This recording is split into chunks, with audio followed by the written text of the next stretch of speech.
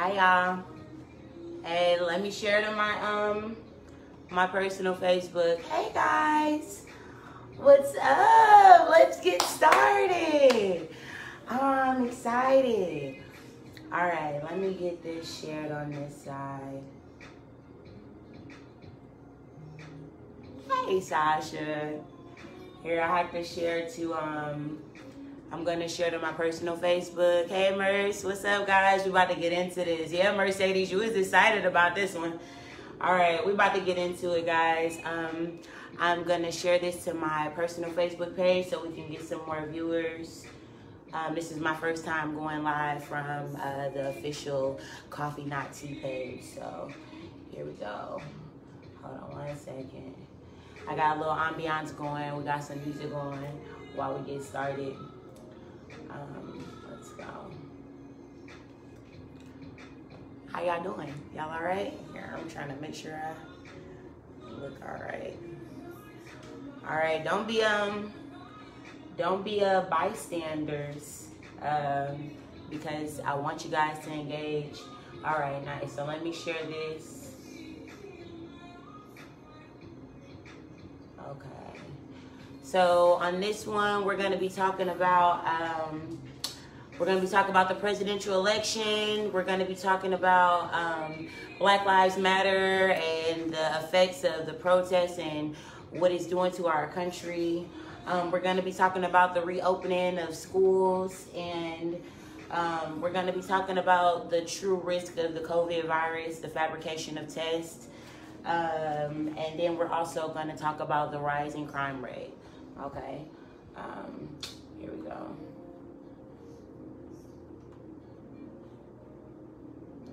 Oh, it won't let me share it. I wonder why. Hey guys, well, I mean, I could ask y'all to share, but I want my viewers.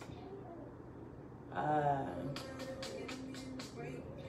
might have to end this one, you guys. Oh, wow. People coming on. Oh, Shatir. Okay, cool. Hey, if y'all want to, hey, baby. I can't share it to my personal Facebook page, so I can't get the word out that I'm online.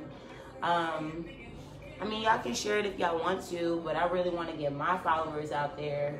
Pardon me. Hey, Google. Stop the music. Got my little robots. All right. Okay. I don't know. I'm about to just go ahead and get started, guys, because it's not allowing me to share it to my... That's fine. Whatever. We'll go ahead and get started. All right. So... Oh, I know y'all really want to know about what's going on with the Wayfair scandal. Here, let me make another status to let people know that I'm live on the Coffee Not Tea page. So guys, I did my research on this whole Wayfair thing. That's what we'll start with because that was one of the more explosive topics of the week. Here, let me let them know we're live. Oh, you know, I could go live from my computer. Hey y'all, I might go live from my computer and I might go live from my phone. Is that too much? There might be. We getting people watching now. All right, I ain't gonna do the most. Okay, let me find my Wayfair.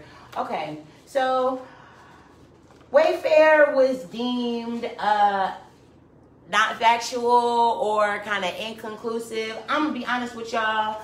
I think that it was honestly too like right for us to be able to find something like that. And I know that George Soros, who's an elite, owns a particularly substantial amount of stock in Wayfair. So that caused me to raise an eyebrow. He's also a leftist, a liberal.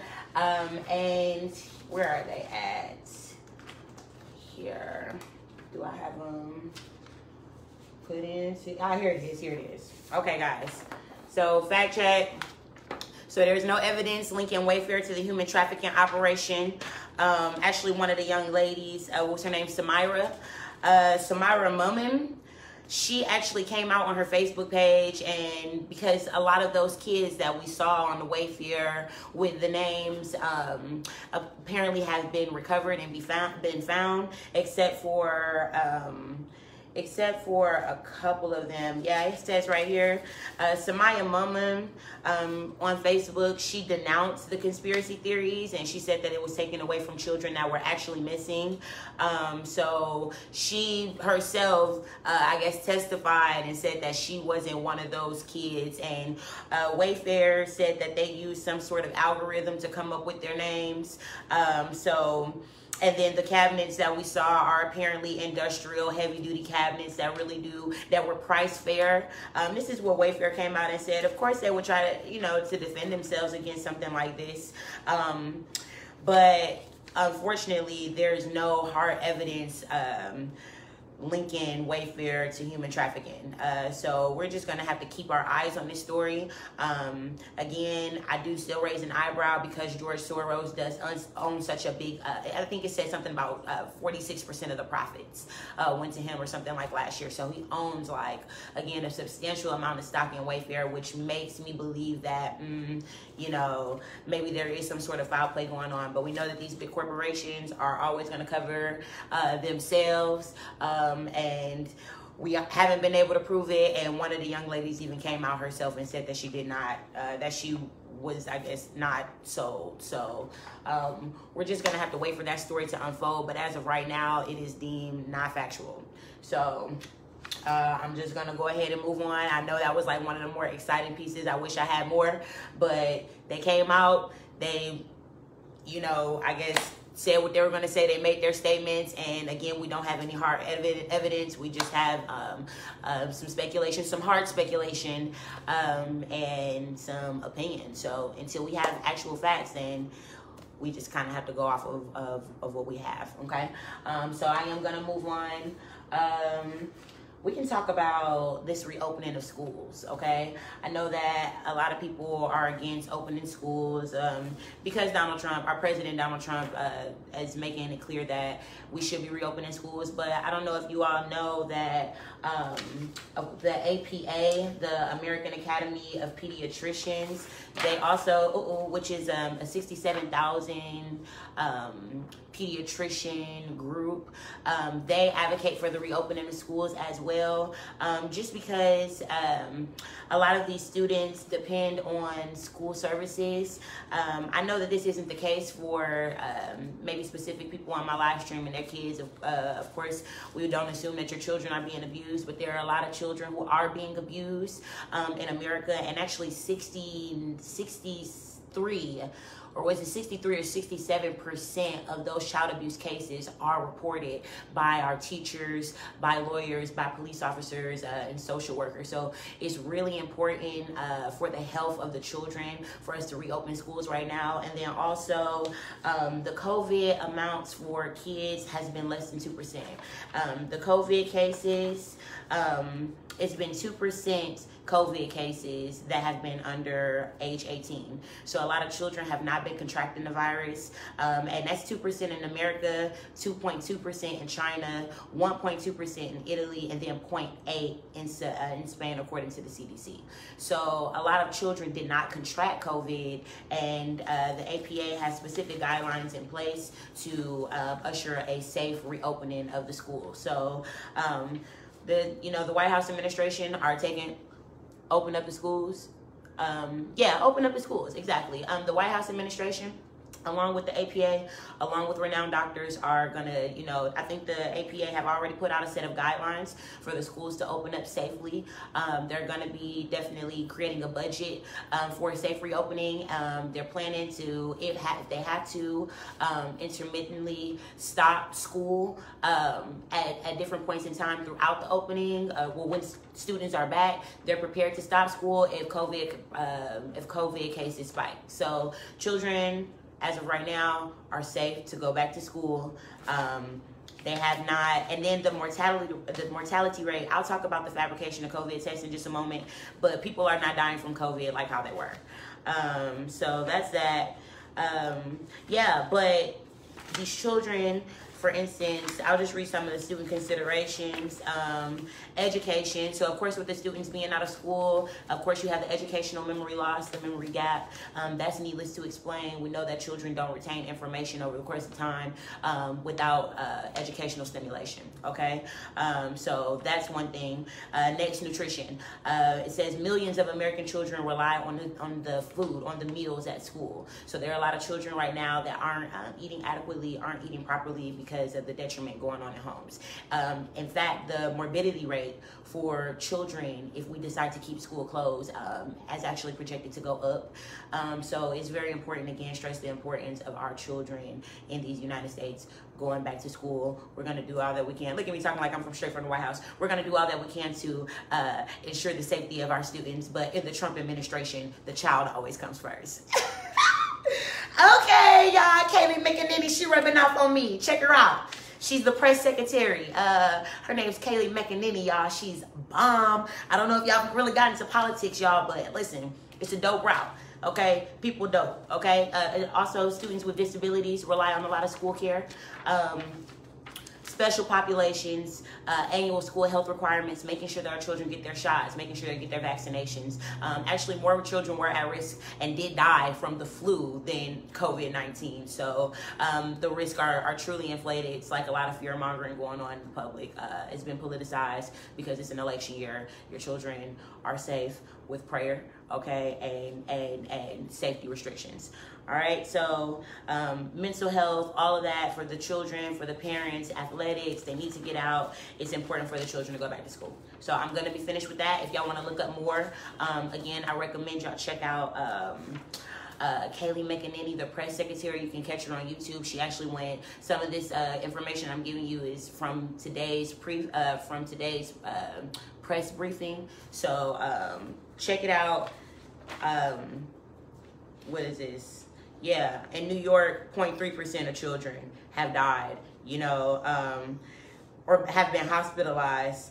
Well, yeah, so 3% of children under the age 18 have been hospitalized in New York out of the 7.51 million. What does it say? 7.5 and 1 million have died. Okay, so 7.5 and 1 million. Guys, that's a really low number, and it could have been children, of course, with the weakened immune system. So for the majority of healthy American children, it's not serving a threat. Okay, so I'm going to move on. Again, I recommend y'all check out the press briefing. Let's talk about the crime rate rising right now.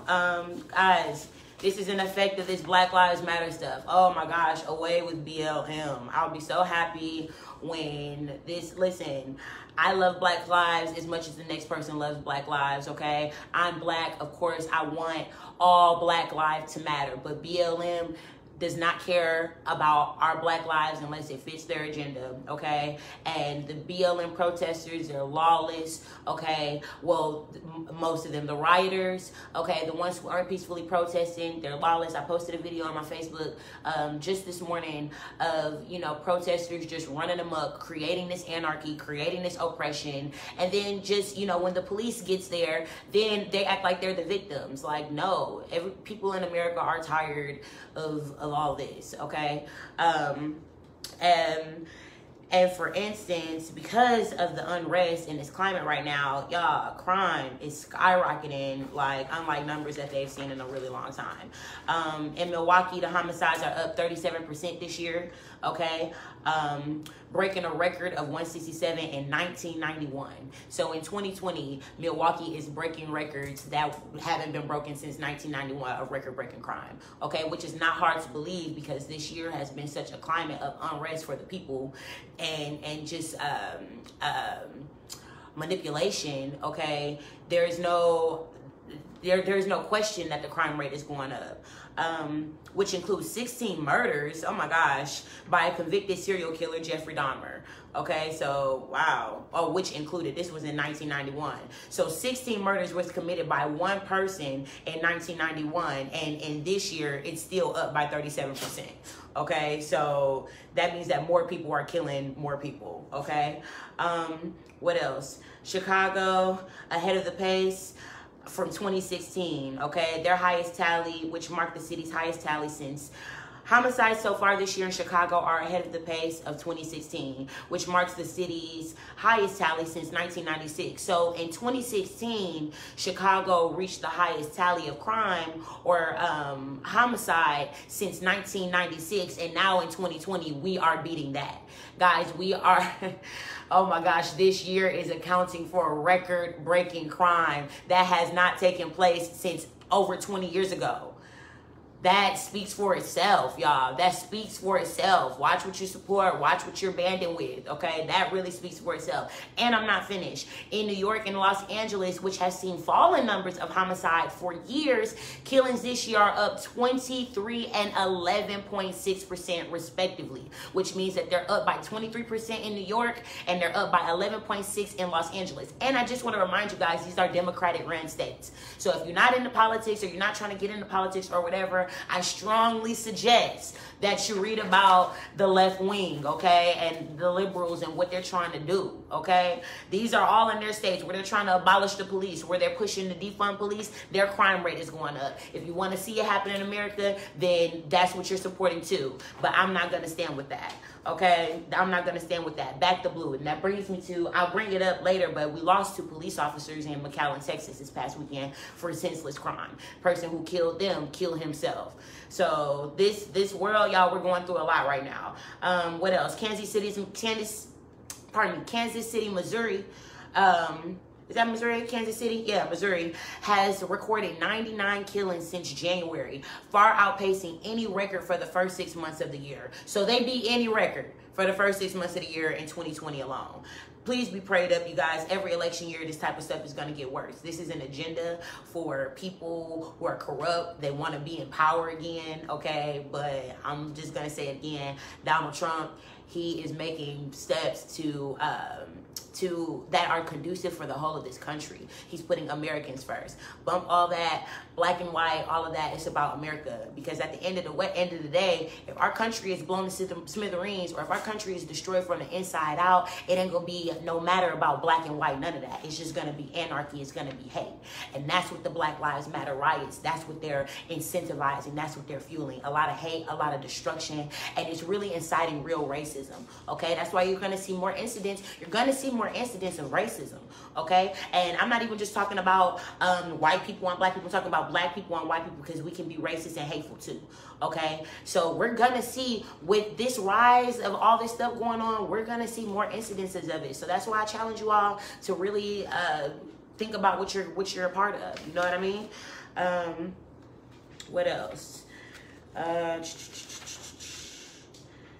Oh yeah, New York disbanded their anti-crime unit of the plainclothes officers, and I know that that's in response probably to what happened to the unfortunate situation that happened with Breonna Taylor. Of course, those officers, some of those officers were in plainclothes, but they cut it by $1 billion. $1 billion of the city's police budget. They cut their anti-crime unit. I'm gonna be honest, when criminals hear this type of news, guys, man, what do you think comes to mind? Okay, this stuff is not good. These states showing their lack of support for our blue, for our blue lives. I think that speaks for itself. So it speaks for itself about the leadership and about the sanity and the mind state of these people. We need the law, okay? We do. We need the law. If you don't respect the law, that's your problem. Okay, but at the end of the day, officers are not just out here trying to kill us because we're black. But you know what's going to happen when you have all these states and all these people coming against the police, abolishing the police and all of this? You know who's going to stay? Bad police officers, okay? Because the good police officers know that they don't deserve to be treated like this, and they'll bow out, okay? But it's going to be a lot of bad police officers, you guys. Yeah, man, what is this? Philadelphia recently, they proposed a $760 million budget. Oh, they cut their $760 million budget for the police by $33 million in Philadelphia. Guys, this isn't good news for criminals.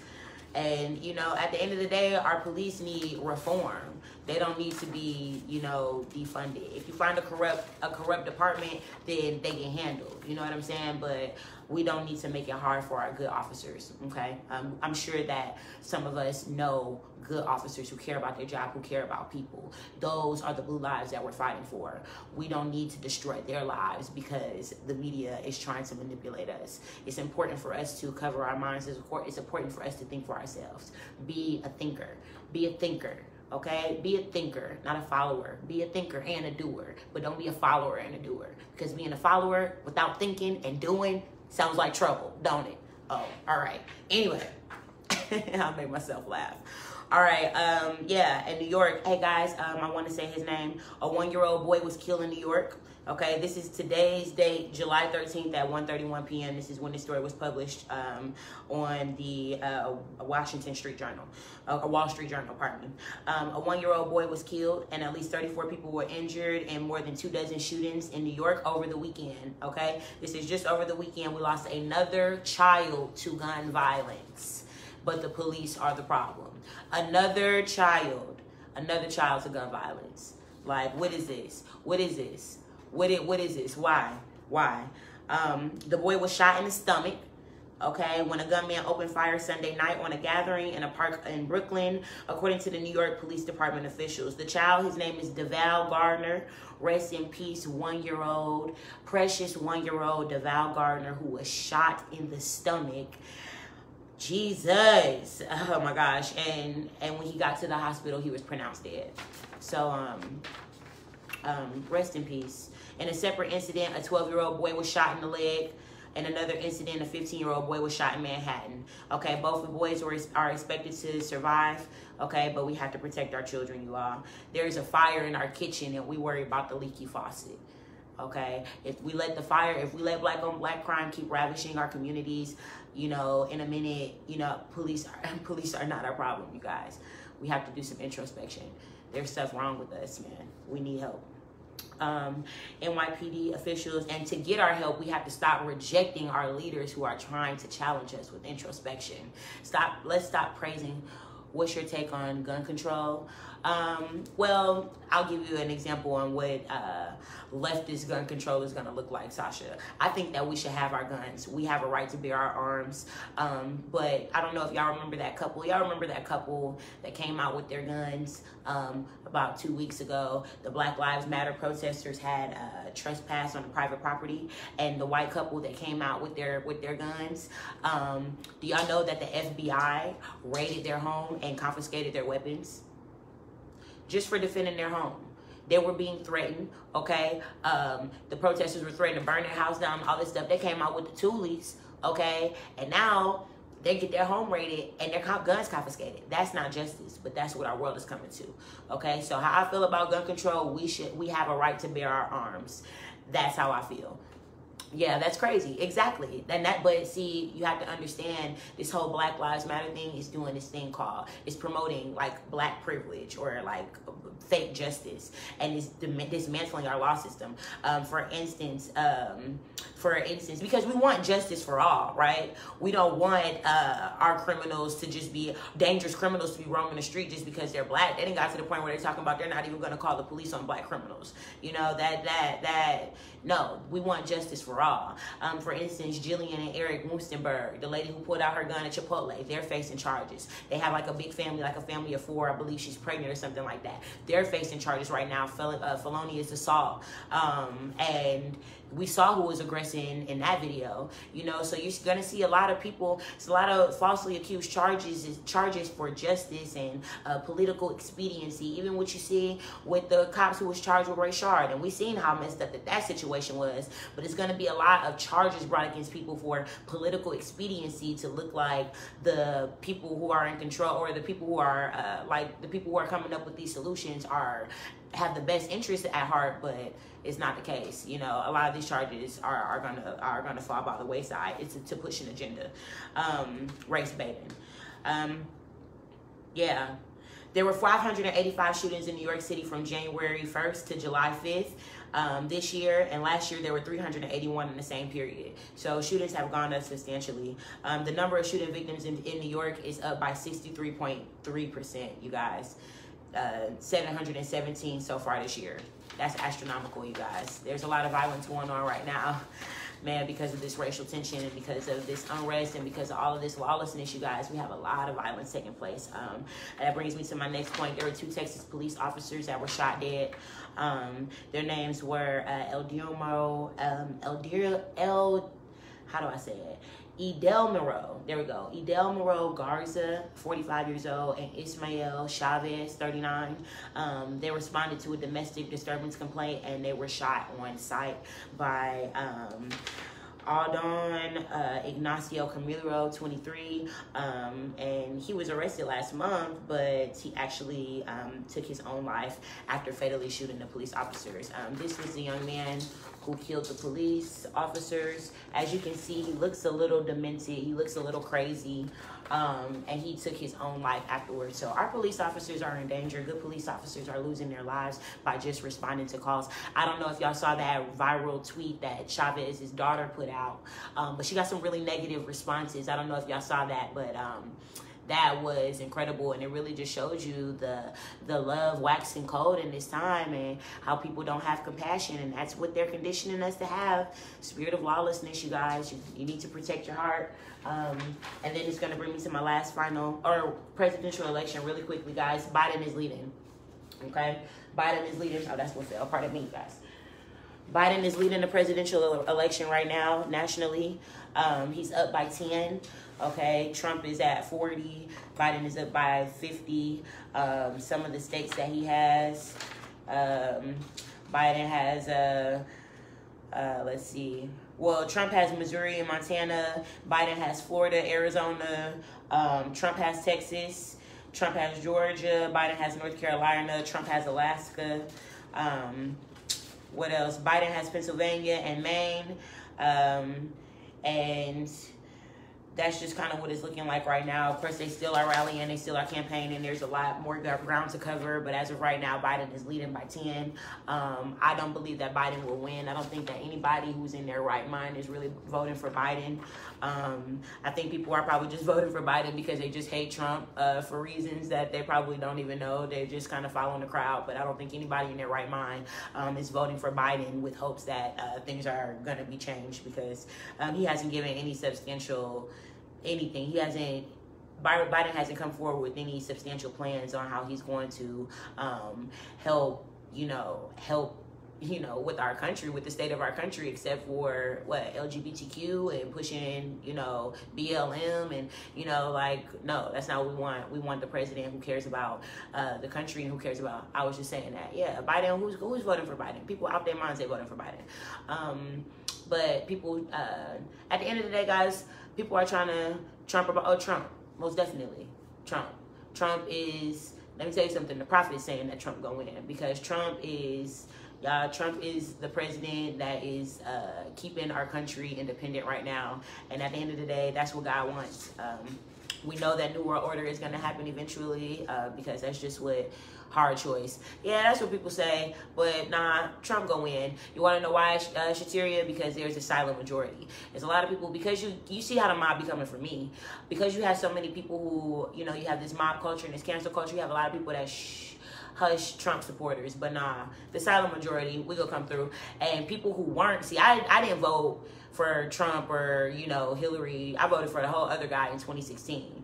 And there was a silent majority then. That's how Trump got in office. But now, after all these schemes that the Democrats been pulling, like just showing their hand like this, the silent majority and the conservatives, the red pillars, which is what I've become, the conservatives, we coming out the dugout. You know what I'm saying? Our eyes are open now. So Trump is going to win by a landslide. That's what it looked now. Remember they was talking about, oh, Trump has no chance of winning, da-da-da. It's going to be Trump again, because we need that grace period. Because if a Democrat gets in office, Shateria, look at everything that's going on in the world right now, and I'm telling you, that's what it's going to look like if a Democrat gets into power. That's why there's all this manipulation going on. And Trump is allowing us to see it. He's allowing us to see it. So if a Democrat gets in office, you guys, we really need to pray. We really need to pray. Leftist lunatics is what Brandon calls them. Brandon Tatum, Officer Tatum. Leftist lunatics, people who hate America, hate white people, hate children. Like, it's corruption. You know what I'm saying? People, Donald Trump is like a shield for America right now, okay? I know people have tried to smear him. I know that the news have tried to smear him, but it's a reason why, okay? People really go hate me when I get my MAGA hat. Just saying. Okay. Make America God again. Make America great again. I get it, okay? Keep us independent. Keep us away from globalists that want our country. They can't have a one world government without America. I think Trump is the best for us. Yeah, you want to know why? Because he loves America and loves the American people. People keep trying to say he's a racist and this, that, and the third. And something I just want y'all to, who hated Trump before he became the president? I'll wait. Who? Who hated Trump before he became the president? That should give y'all an eyebrow right now. They start calling this man, what, racist, a pedophile, all this stuff when he started running for office. That's because he had real power. And he is an American. You understand? He's done things for this country, man. Just look up the Trump administration and all the things that they've done, you know, for us, for minorities. You know that they permanently funded HBCUs? Did you know that HBCUs have been permanently funded under the Trump administration? Okay, look up what the First Step Act was that he signed into place. Man, please, don't listen to these lies. These folks be lying, okay? That's why I'm here trying to do my part, because these folks be lying, okay? Lastly, I'm going to talk about the mortality rate, then I'm going to dip. Okay, the mortality rate for COVID-19, guys, they're trying to scare us. Y'all, they're trying to, listen, this whole COVID-19 stuff is really, you know, a test to see who with the mask and all this stuff. They're just trying to see. They're trying to test the waters. They're trying to see what can really fly in these United States and what the people are really going to go for. That's why COVID has been so politicized. But under the Trump administration, some of the antibiotics or whatever, the drugs, the therapy for COVID-19 was remdesivir, hydroxychloroquine.